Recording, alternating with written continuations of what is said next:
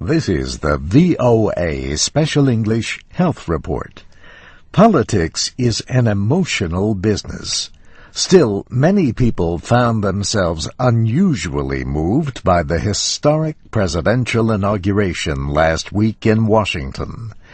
Watching the huge crowds, we saw laughter, cheers, hugs, but also many tears.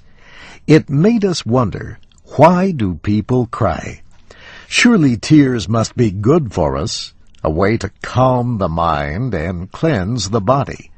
Yet studies show that crying sometimes makes people feel worse. 3 researchers in Florida and the Netherlands recently looked more deeply into the subject. They examined detailed descriptions of crying experiences. Psychologist Jonathan Rottenberg at the University of South Florida says they wanted to study crying as it happens in everyday life, not in a laboratory. The team analyzed information from the International Study on Adult Crying. As part of that study, 3,000 people in different countries, mostly college students, wrote about recent crying experiences. They noted causes, surroundings, and any people involved in the event. They also reported how they felt after they cried. Professor Rottenberg says the research showed that all crying experiences are not created equal. Crying does not always make a person feel better, he says. About 10% of people reported feeling worse after they cried.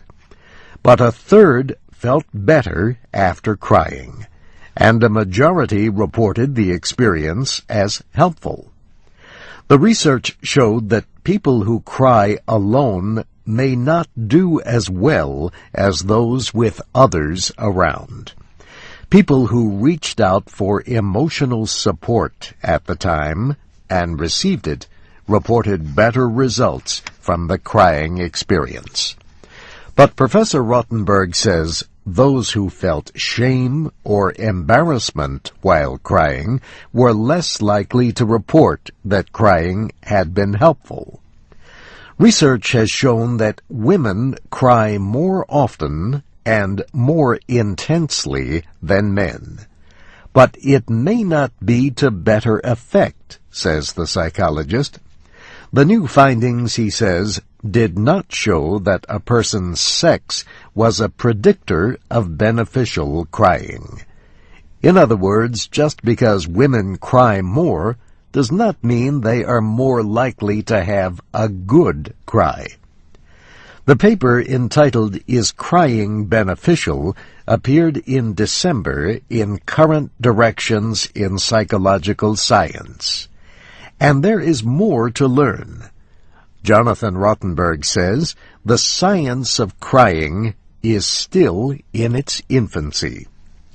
And that's the VOA Special English Health Report, written by Katie Weaver.